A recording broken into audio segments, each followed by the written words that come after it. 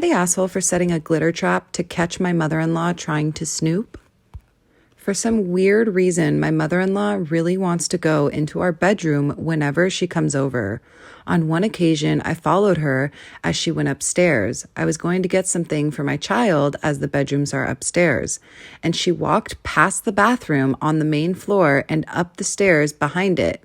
She didn't hear me, and I caught her walking straight into my room and riffling through my bills on my dresser.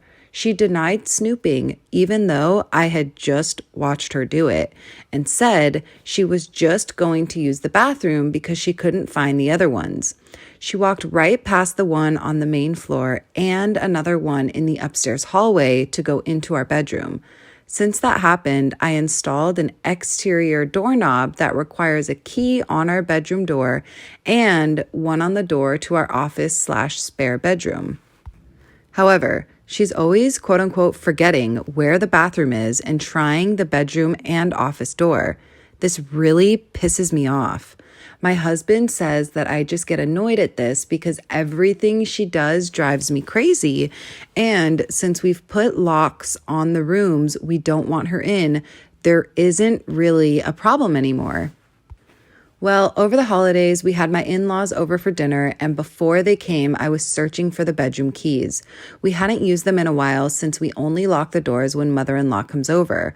My husband told me we didn't need to lock the doors since she wouldn't try to get into the rooms, and I insisted that she would because she loves to snoop. We went back and forth and decided to cover the doorknobs in super fine glitter to see if she would try them. I did this once before when husband didn't believe me about the snooping to prove she'd been in the rooms. Last time she ignored the glitter and we didn't say anything about it, but then my husband couldn't deny that she tried to snoop. So this time I covered the knobs in glitter and for the office went a touch further and rigged a little folder of glitter over the door to the office before the in-laws came over. I left it one side unlocked, French doors, and it was set so if you walked into the room, you would get covered in glitter. Husband went out of his way to show his mom the main floor bathroom when they got here and specifically asks his parents and sister not to go upstairs. There is a baby gate, so the kids can't get upstairs either. Well, guess who had to go to the bathroom and got covered in glitter and had it all over their hands and hair? She completely lost it and started screaming at me, so I yelled back, and now my husband is saying too far and I'm the asshole. Mother-in-law also says I'm the asshole, but sister-in-law says I didn't do anything wrong, and mother-in-law deserved it for snooping. Father-in-law is in Switzerland. Apparently, her car is ruined now too because it's covered in glitter that she cannot get cleaned out. So, am I the asshole for setting a glitter trap to catch my mother-in-law trying to snoop? Edit. We are going to start couples therapy in January, so I think that will be great for us. I will be ordering some cellulite glitter that is biodegradable and safer for future projects. And if she comes over again, I will set up a camera or at least print out some fun fake documents so if she snoops again, she can at least find something interesting. Top comment coming in with 40,000 upvotes. Not the asshole. Your mother-in-law is an issue, but the fact that your husband refuses to set and enforce boundaries with her is actually the larger issue here. Next comment. 9,000 upvotes. Agreed. He has real denial going on, and I would be even angrier about this. Next comment. 2,000 upvotes. This. OP, your problem is not your mother-in-law, it's your husband.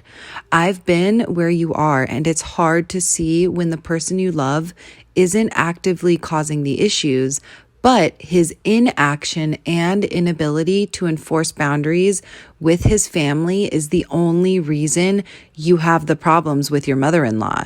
Maybe he'll start enforcing them when he's the one taking the heat. Also, I would tell my husband if his mother can't respect boundaries and he won't enforce them, she's no longer welcomed in the home. Set the boundary farther away.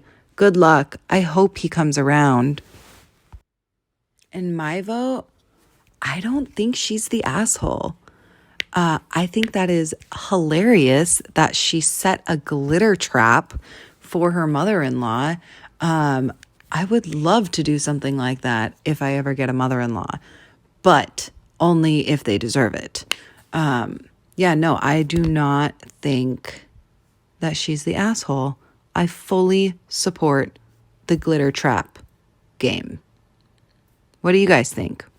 Do you think she took it too far with the glitter trap? Let me know.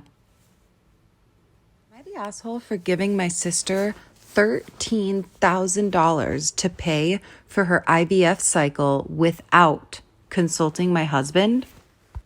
My female 33 sister, 34 female, has been struggling with infertility for years. She and my brother-in-law resorted to so many options, including trying rounds of IVF. This is costly. So as a result, a number of IVF cycles had cost them a lot and none of them worked. My sister and brother-in-law were advised to take a break, seeing the physical and emotional and financial toll this unsuccessful IVF treatment has had on them, but my sister wanted to try one more time before she enters her mid-30s, where her chances are even lower. My parents refused to give her any more money, so she came over to my place where she had a mental breakdown begging me to help. I decided to help her out and helped pay by pulling $13,000 from my husband and mine's shared account. My husband was out of town for days, and I didn't go out of my way to tell him after he missed my initial call before going forth and giving my sister the money. I brought it up with him on the phone later, and he blew up at me saying I shouldn't have made such a decision and taken money out of our joint account without consulting him first. But I said I tried calling and he didn't pick up the first time. But he said still I shouldn't have made any moves till I had talked to him first. Then said he didn't agree that I gave a huge sum of money that he worked hard for, given the fact that he contributes 70% to this account, and said I messed up big time. I tried to explain my sister's situation and how this was an emergency and assured him that she'd return the money, but he said, no, she won't, since she doesn't even have a job. Same with her husband, and said I shouldn't support their bad decision to want a baby when they're broke to begin with. I had an argument with him and said he was acting cruel and unsupportive of my family, but he corrected me, saying he's not a doormat and he worked hard for that money that I had no problem giving away without even telling him. But that is my sister and I felt obligated to help her out, yet he refused to understand that. That was the last time we spoke. He demanded that I take money back ASAP, but I haven't responded to him yet. Am I the asshole or was he? Oh boy. Okay, the top comment coming in with 24,000 upvotes. And someone referenced something that they said in their writing, quote unquote. And how was this an emergency?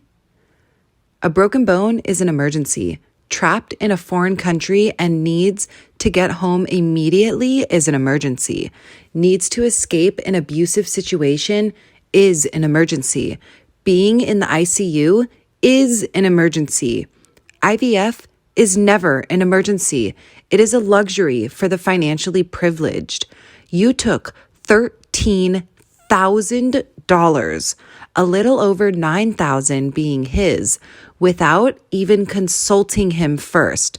Let's face it, you knew he'd say no, which is why you didn't try to talk to him, and essentially threw it in the garbage. You're the asshole, and if I were him, I would never be able to trust you again. Edit to add because I want to make a couple of things clear. I do not believe the money will go to IVF. I find it unlikely the doctor will agree to supply another round if they prescribed a break. I also find their quote unquote final try to be a very low chance. I also don't believe that OP or her husband will ever see that money again, even if they don't do another round of IVF, hence why it went into the garbage. Next comment, 8,000 upvotes, and gave it to a couple who both currently have no jobs to pay them back. Next comment, 7,000 upvotes. You're the asshole. Your husband has every right to be extremely upset. How in the world can you justify this as an emergency? Not even close. And calling one time with no answer does not justify giving the money either. And people with no jobs shouldn't be having kids because they can't support them. You planning on giving them money for raising a kid? And my vote. I think this lady's the asshole. I mean, how can they? They don't have jobs. If you can't pay for conceiving a child, don't dream of covering the costs to raise one for 18 years. OP is such a big a-hole. She didn't consult her husband. The money is not entirely hers. As you said, IVF is not an emergency. You are a huge a-hole. What do you guys think?